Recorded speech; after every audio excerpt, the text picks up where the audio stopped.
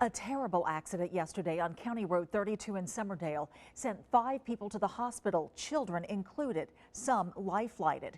But tonight, everyone is still alive, thanks in large part to 2 passing drivers who stopped and pulled the children from the wreckage. News 5's Alan Carter caught up with one of them, who says when he got to the car, one child was not breathing. You could say that Billy White was at the right place at the right time yesterday. And as I was coming down the road, I saw this big pile of smoke and all these cars slamming on their brakes. On his way home from work, he pulled up on this accident in Summerdale.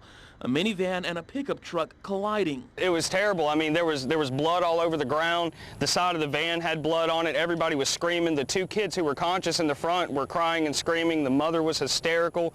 But he says even as frantic as the scene was, no one was stopping. So he and a buddy jumped out. They found 2 little kids still trapped inside the minivan, but one of them, a little boy, wasn't breathing. Oh yeah, there was debris all over him. The side panel of the van had crumpled in on top of him. And I wouldn't call it any kind of superhuman strength or anything like that, but just the franticness of the situation. Me and the guy who was getting the little girl, we just both started ripping plastic out of the van, just ripping the panels to pieces, getting to them. A total of 5 people injured in that crash. White was able to get the boy back breathing by the time Life Flight arrived.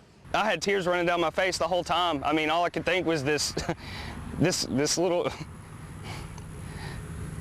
kid, you know, his face swollen, his lips turning blue, and every time that we'd breathe into him, after a couple of breaths and we started getting him breathing and he'd go in and out, every time he would just moan. But his eyes were rolled back in his head. He had no consciousness, but it was like you could feel the pain in the kid, you know, and his stomach was all swollen out and it was just bad. White, a former Navy seaman, says he doesn't call himself a hero, just a helper. You know, I feel like I'm kind of almost connected to this kid now after this, you know. I can't get him out of my head. He's been on my mind all day, you know, even at work, and it was just one of those moments in your life where you do something and you get connected to a person without even talking to them or realizing who they are. You know, I have a bond with that child now, and I'd like to know that he's okay.